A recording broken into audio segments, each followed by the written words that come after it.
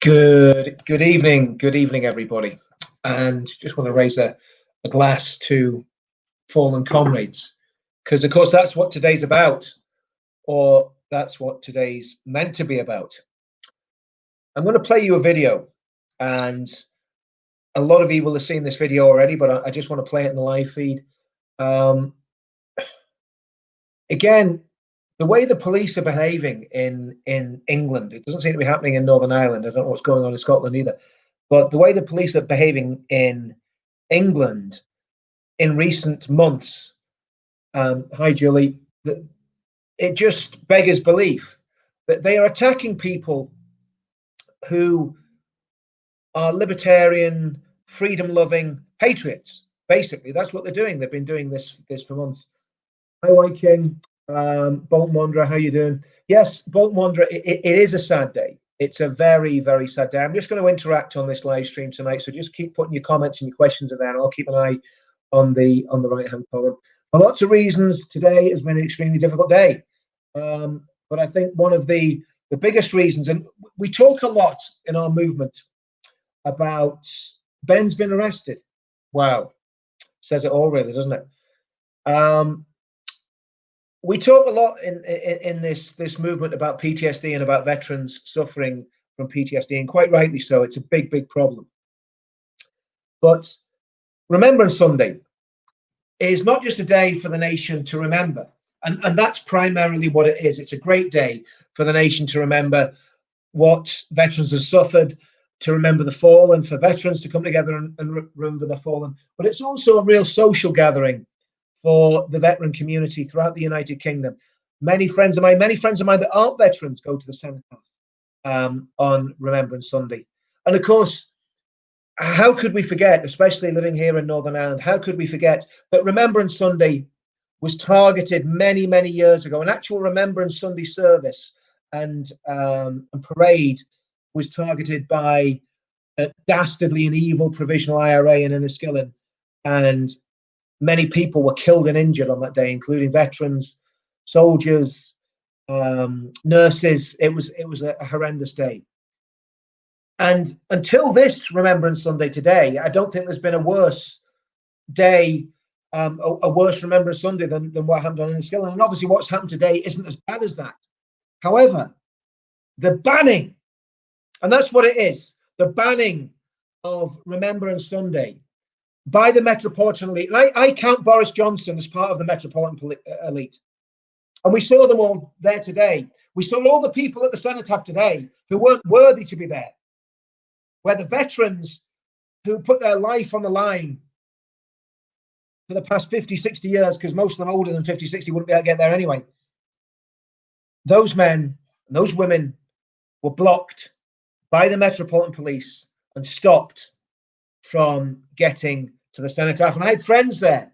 Many of my very, very good friends were on the ground today and tried to get to the cenotaph, and they were turned away. They were stopped by what we can only call political policing. Again, political policing by the Metropolitan Police. I'm just going to play you this video because a picture paints 1,000 words. So let me get this video up on the screen here and show you exactly what happened today, just in case anybody didn't see this. So just bear with me. Let's just get this on screen.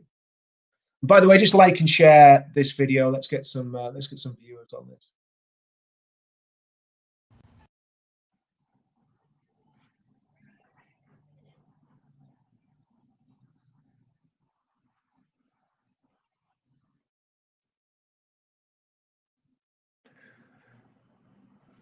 Now, I don't know if you can still hear me. Just look what's happened there. The guy with the pipes there is a friend of mine. I'm not going to say his name on the live stream just in case, because we know how vicious the Metropolitan Police are getting at pursuing people, particularly patriots. We saw what happened to Tommy last Sunday when Tommy was arrested for absolutely nothing. So there we see Ben just walking past with his bagpipes, and he is literally thrown to the ground. And Ben's a big lad. He's a strong lad. So to put Ben off balance obviously takes some force. Just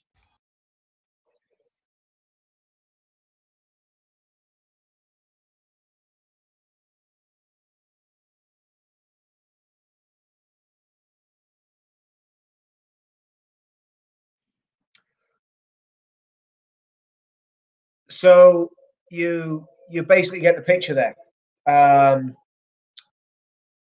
Then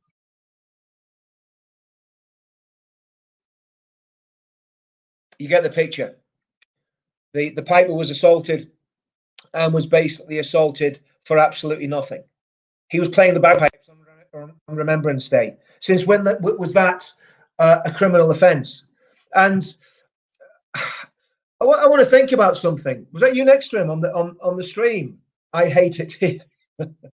Listen, I think we all hate it here at the minute, to be quite honest with you. Things are getting pretty grim, and we'll talk about that later. I think they're going to get a lot grimmer, unfortunately, after the events this week in America. And a lot of people say that what happens in the American presidential election doesn't affect the UK. How wrong could you be? But we'll talk about that in a little minute. So we have veterans trying to get to the cenotaph.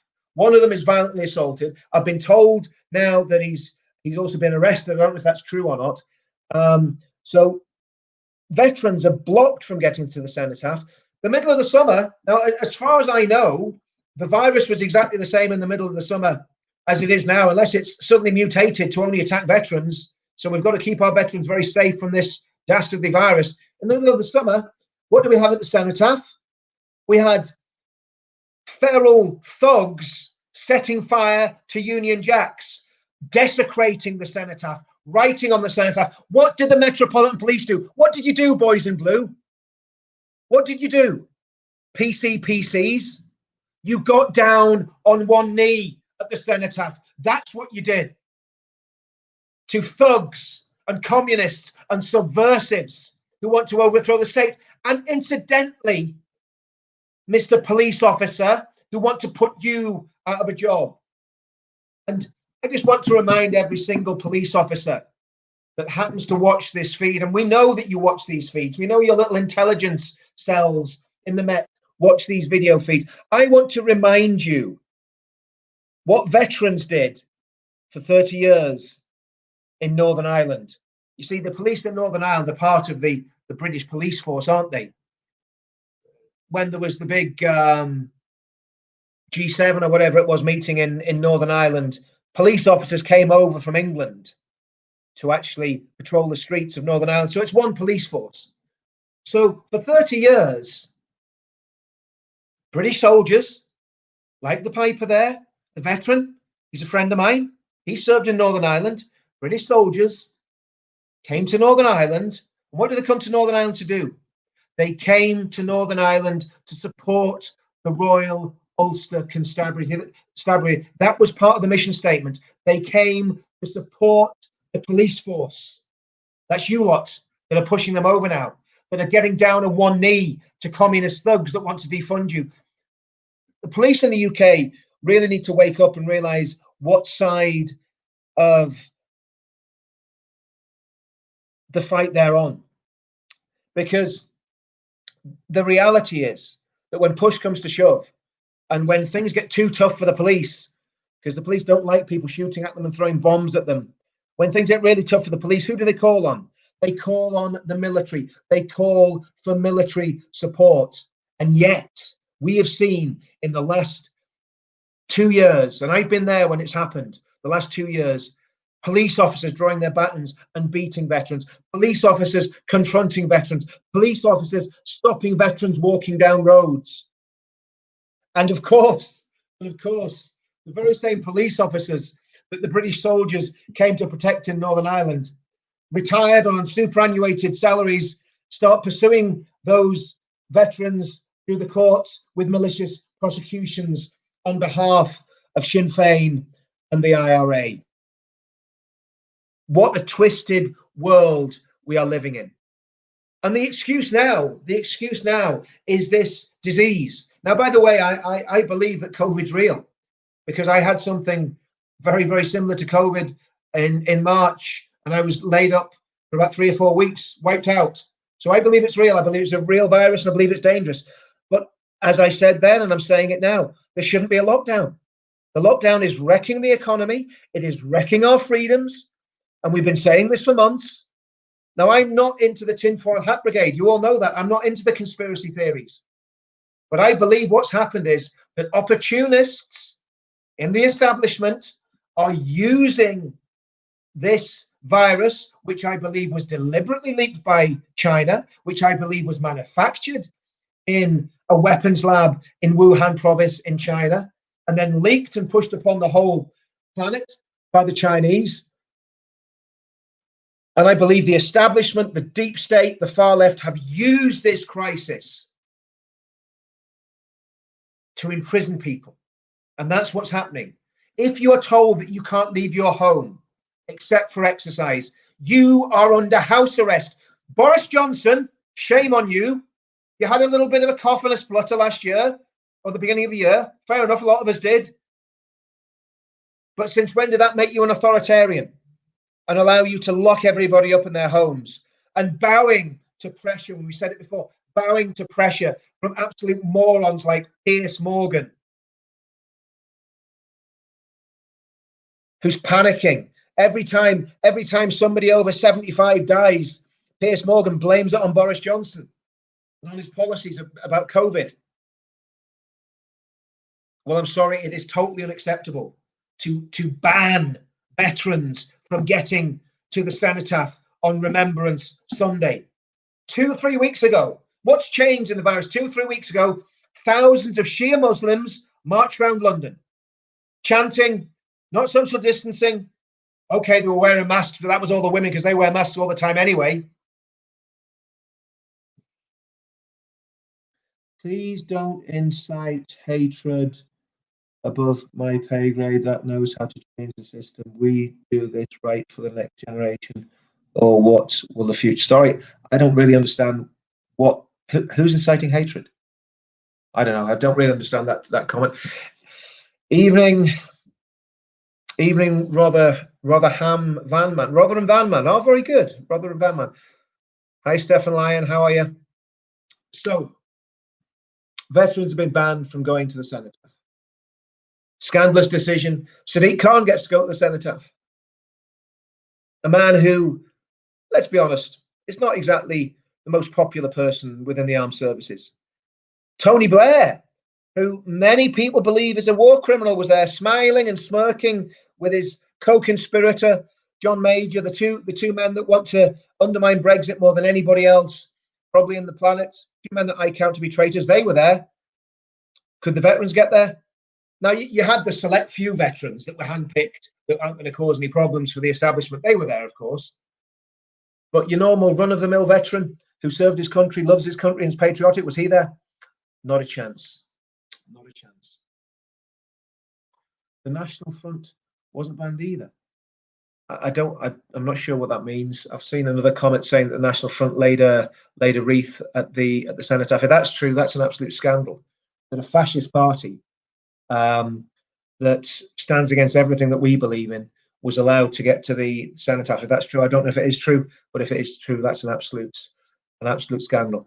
But what we're seeing at the minute is a massive push to destroy our freedoms and our liberties. And what I am saying, and I've said it before, I said it in the feed last week, I think we need to do something about it. Now, we need to sit down and we need to talk and we need to work out what we're going to do. Because if we do something, it needs to be a concerted effort. Tommy gets arrested the minute he walks. Yeah, Tommy gets arrested for nothing. The most persecuted man. You know, what the state tries to do with people like Tommy is push them to the stage where they just give up. They put more and more pressure. And what I've always said is there needs to be 10,000 Tommies in this country. There needs to be thousands upon thousands of people standing up and taking a stand. Now, I've been fairly quiet for the last few weeks and months, and the reason I've been quiet is I've been working on a project. I'm not going to say any more than that. It's basically looking into criminality within a certain section of the community, way up in the north of England, Bradford, Keighley, Leeds. And what I've discovered is very, very interesting, and it ties into the allegations that Donald Trump's making about the election being stolen. Whenever Trump started saying the election was stolen on election night, of course, all the mainstream media, all the pundits, all the great and the good, the liberal elite started mocking him and shouting him down and saying, you know, what right has he got to call the election a fraud? Well, he's every right, I think, to be quite honest with you. And I'll tell you why I think he's got every right to say that he thinks the election's a fraud. Postal voting in the UK is an absolutely massive problem. Now, I mentioned a few moments ago that I'm doing an investigation into criminality in a certain community in the Leeds, Bradford, and Keighley area. Well, my little investigations have got me looking at electoral rolls or the voter roll, as you might call it, and seeing the names on those electoral registers and realizing that there could be one house that's probably a 2 up, 2 down house. And in that house, there may well be 10 people registered. There may be a Mohammed Khan, a Mo Khan, Khan Mohammed, Muhammad Khan, Moz Khan, Maz Khan. You see, what's happening in the UK is a massive, massive planned electoral fraud. It's been going on for many, many years. There have been cases brought before the courts. Peterborough is an example of where it actually cost the Brexit Party an election last year.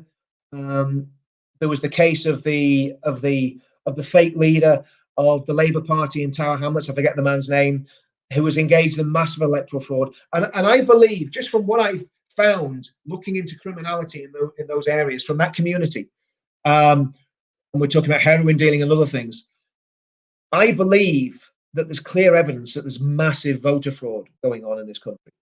That there is massive fraud when it comes to the electoral register. Now, can I prove it? No, of course I can't, because I don't have the resources, I don't have the time, and I don't have the inclination. But when Trump says that he believes the election's been stolen, Trump is absolutely right. And who does it benefit to get Trump out of the White House? It benefits big tech. It benefits Facebook. It benefits Twitter and all the people that Trump would eventually have gone after because of their twisted way of doing business. It benefits massive business. We're not talking about normal business. We're talking about big, huge corporations, Amazon, the big, massive corporates that basically run the globe. It benefits them so that they don't have to relocate to the United States of America, so that they don't have to worry about sovereign states. They want to do business on a global scale. It benefits the globalists who want to import cheap labor into Western countries and undermine Western Judeo-Christian values. Because when hundreds of thousands of people are getting brought into your country, and those people completely despise everything that your country stands for, well, it's not going to end well, is it? But of course, for the globalists, it's going to end fantastically well, because they don't have to look after people anymore. They don't have to pay people decent salaries and decent wages anymore. It's a race to the bottom. And of course, the other country that benefits most from a Biden presidency is China. And I think you'll find that within a few years, there's not going to be too much difference between the way the American government behaves towards its people and the way that the Chinese government behaves towards their people. I believe America will become more authoritarian. Freedom of speech will be pushed to the margins. I believe the next thing the Americans are going to do, I believe the deep state will start pushing back and start attacking the militia groups in America. And they will start trying to disarm the people of America. But what's that got to do with the United Kingdom? What does it matter to us? Well, first of all, you can be absolutely certain that Joe Biden is no friend of the United Kingdom. You can be absolutely certain that Joe Biden has Irish Republican leanings. Joe Biden wants a united Ireland. Joe Biden wants to stop Brexit. Joe Biden wants to destroy British sovereignty, which we've just got back within recent months. Biden supporters are no longer scared of it. Yes, absolutely. Isn't that interesting? You see, it's amazing that apparently Black Lives Matter supporters, Extinction Rebellion, and Shia Muslims are all completely immune to the virus. They don't have to cover up. They don't have to wear masks. They don't have to worry about social distancing. They can attack. They get really close and personal to the police. Well, they know what the police will do. The police will get down on one knee, won't they? Richard Inman is a bodyguard for criminals, in my opinion. I wonder, is that the real Anthony Joshua? I wonder, is that the real Anthony Joshua that's making millions and millions of pounds from his advertising campaigns with Google, that's taking millions of pounds from the Saudi government to go and fight out there, that was an apologist in the summer for Black Lives Matter? Would you really want to would you really want to even pretend to be Anthony Joshua, let alone actually be Anthony Joshua? Some very, very strange people comment on these. You ought to hit those pull-up bars. Very, very good. Very good. Funny how the Dems have stopped paying the rioters. Yeah, it'd be amazing. It'd be amazing to see how many. No, Heather, I know he's just a troll. I was being sarcastic about Anthony. There's plenty of trolls. It's good that people waste their time trolling me. It means they're leaving other people alone. Can't be proven there's been no virus by. Well, again, I'm not a scientist, so I mean, I don't know whether the virus is real or not. To some extent, you do have to believe that that somebody tells you the truth. And all I know is I had something pretty unpleasant at the beginning of the year. We'll never forget those police on their knees. No, I'll never forget that either. It was one of the most shocking things I've seen, and I've seen it elsewhere. I've seen pictures of Muslim men with their hands on police officers' heads, basically just taking the piss out of the police for getting down on one knee. I mean, it's shocking. It's absolutely shocking. New world out with the old, in with the new. Yeah, I agree 100%. Tommy was close to getting stabbed in Spain, in my honest opinion, by a robot. Who are these people? Who are these people that put these sort of comments on live streams, glorifying somebody trying to stab someone? What planet are these people on? Tommy shook. Well, Anthony Joshua, if you'd stop hiding behind someone's name and man up and come and talk to people face to face, maybe you'd shake a little bit as well. Tool up the men of the UK. Blame Labour Conservatives. Listen, there is no good political party out there in the UK apart from For Britain at the minute. I say it every time I do a live stream. The only political party I believe that would represent us and represent the views of the working class is Anne-Marie Waters' For Britain. That's just my opinion. And I'm not a member of the party. I've got too much on to become a member of the party, but I believe that For Britain is the only hope for this country. I genuinely believe that. And if we want to get behind a political party, For Britain is the only one that's worth getting behind. The rest are a complete waste of time. United Kingdom, let's come together as one. David Pierce, I agree with you 100%. We absolutely need to basically get ourselves together with a vast number of people. We need to have some sort of mass demonstration in London, and we need to close the city down. Now, the problem is we can't put our names to it, because if we put our names to it, we're liable to get a £10,000 fine. But maybe we should all put our names to it and have the Spartacus effect and all. Let's all get the £10,000 fine and all go to prison. I don't know. I mean, it seems ridiculous that we can't even organise rallies anymore. It used to be when we were organising rallies, we're saying to people, well, make sure it's peaceful. We don't anybody. What's Lawrence Fox's part? Lawrence, you see, this is the thing. Lawrence Fox, to be honest with you, when I look at Anne-Marie Waters and I look at Lawrence Fox, okay, Lawrence Fox may be a charismatic actor and maybe very articulate, but there's substance to Anne-Marie. She knows what she's talking about. She's got a lot of savvy, and she's very, very clued up. Yeah, that's a very good point. Our troops will be dragged into Biden's wars. You see, one of the things that people missed in the last 4 years, everybody was worried that Trump would be a warmonger. Trump made it very clear that he wasn't going to be a warmonger. Trump made it very, very clear that his idea was to bring peace, and he did it. He brought peace to the Middle East. He basically tried his best to get some sort of a deal with North Korea, and obviously it was a complete waste of time, but he tried. Whereas Biden and his cronies, in his baby loving cronies in the Democratic Party, they are warmongers. Look at what happened under their watch. Look what happened when Obama was president. They attacked Gaddafi. They wanted to take the whole of Western civilization to war in Syria, and they will bring that back on the table. You just wait and see what happens in Syria. I can guarantee that civil war in Syria will be so sparked up in the next few weeks or months, and they will try and push Russia back. They will try and push Assad out of power, and they will try and hand Syria over to Islamists. Because at the end of the day, Gaddafi, whatever you think about him, he wasn't an Islamist.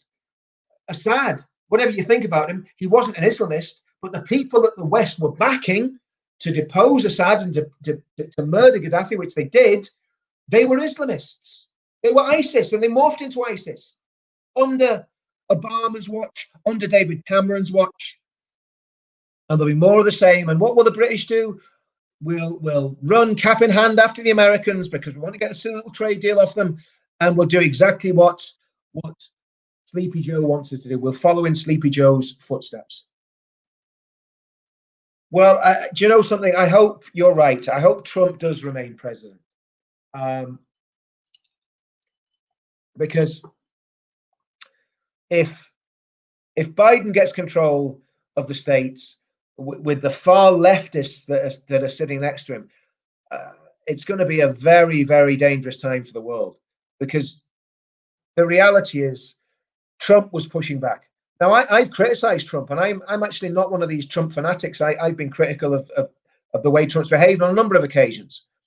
But when you look at Trump and you look at Biden,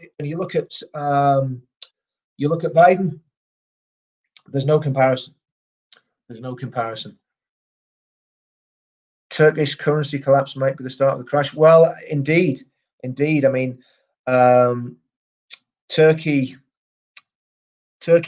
Erdogan's a very, very sinister man, and they've got ambitions in Syria as well, and they've got ambitions in Armenia and Azerbaijan as well. The Nagorno-Karabakh, that's going to hot up.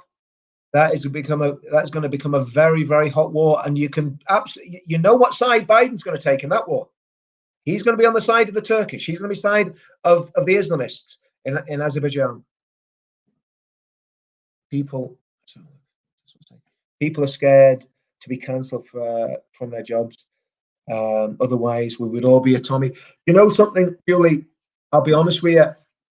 I know people are scared of losing their jobs, but they need to grow a pair. The reality is that a great many of us have stood with Tommy. And I've stood with him for the past 3 years, and there need to be a lot more people standing. There needs to be a lot more people standing up with Tommy. It's as simple as that. There needs to be a lot more people standing up against the Islamization of the UK, standing up against globalisation, standing for Brexit. When we were doing those Brexit rallies, I honestly thought we were going to lose the general election that supposedly has got us Brexit when Boris won. And I didn't support Boris. I wouldn't have voted for Boris. I couldn't because I was in Northern Ireland, but I wouldn't have voted for him anyway. But the reality is we had to get Boris into power to have any chance of getting Brexit. But when we were doing those Brexit rallies, there was just a small remnant of people there. There was a few thousand, whereas the Romaniacs were able to put hundreds of thousands of people onto the streets. And we need to get our people, we need to get boots on the ground. We need to get people standing for freedom of assembly, standing for freedom of speech. And you can absolutely guarantee that they are going to give us, I believe that Boris Johnson will give us a watered down version of Brexit. That's what I believe. Islam is running the UK. Absolutely, Stuart. Islam is running the UK. And it's ruining the UK as well. Absolutely. The Islamization of the UK is not a joke. It is really happening. You drive round those northern mill towns. You drive round Bradford. You drive into Keighley. You drive round parts of Huddersfield, Burnley, Blackburn.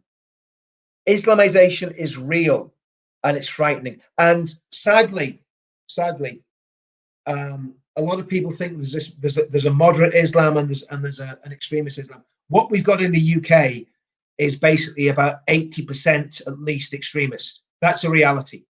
We've got the Barelvi sects, which are a Muhammad worshipping sect of Islam, and we've got the Deobandi. They're the two biggest denominations, and there's some even more extreme versions like the Wahhabis and the Salafis as well in the UK.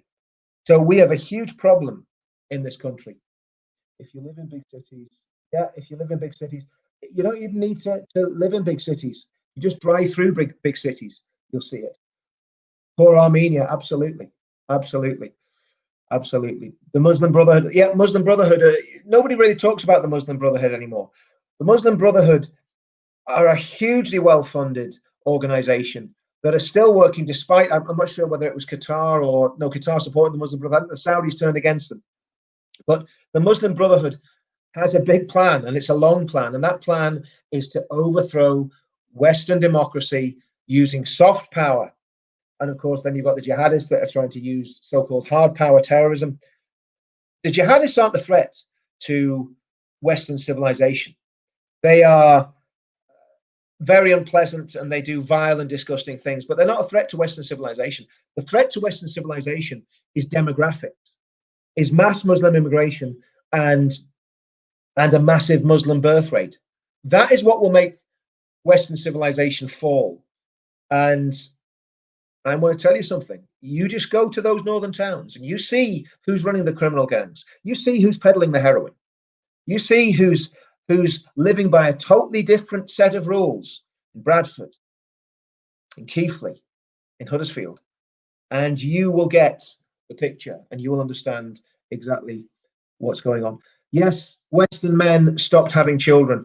And you know, I had 2 kids. I mean, you know, I should have probably had more. Should have probably had 6. But the reality is that when we started aborting more babies and then replacing those aborted children with immigrants, which is what we've done, I think we've aborted roughly 8 million children since 1967. I think it might be even more than that.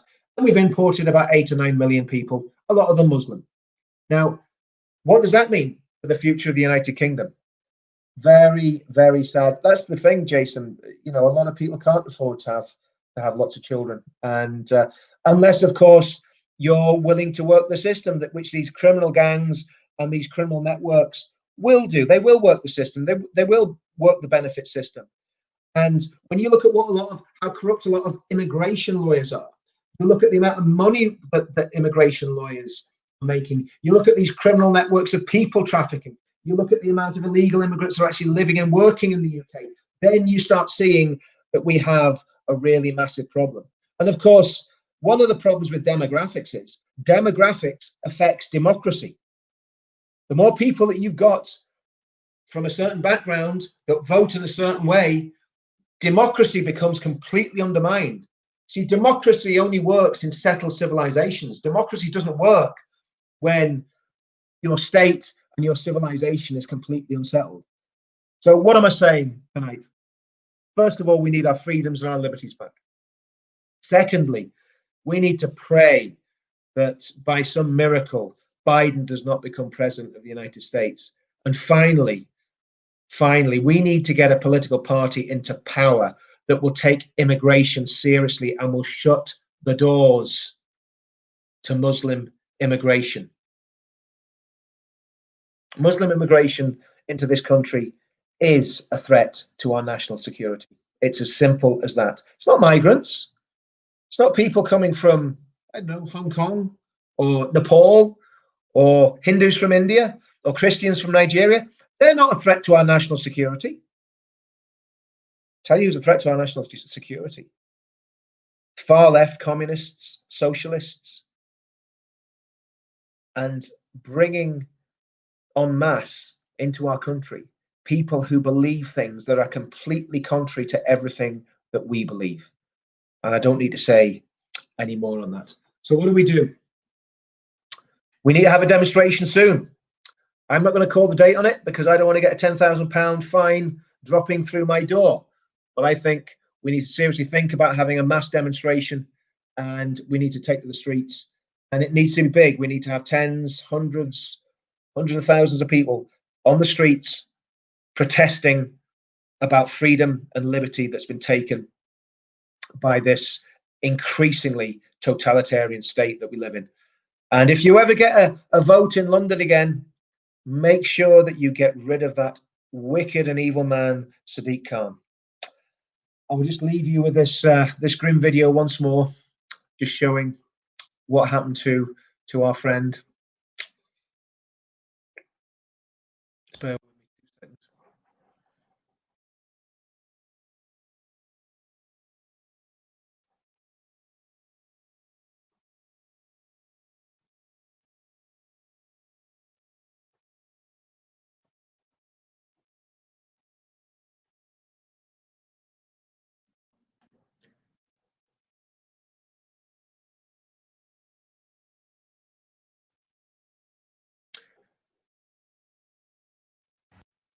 That, unfortunately, my friends, is the Britain and the United Kingdom that we live in. It's not good. These are dark days. This has been a pretty grim day for me, and I'm sure for many of you as well, seeing Remembrance Sunday dragged through the dirt, not by protesters, but by overzealous police officers, and by a state that has literally sent its whole population into house arrest. See you all soon.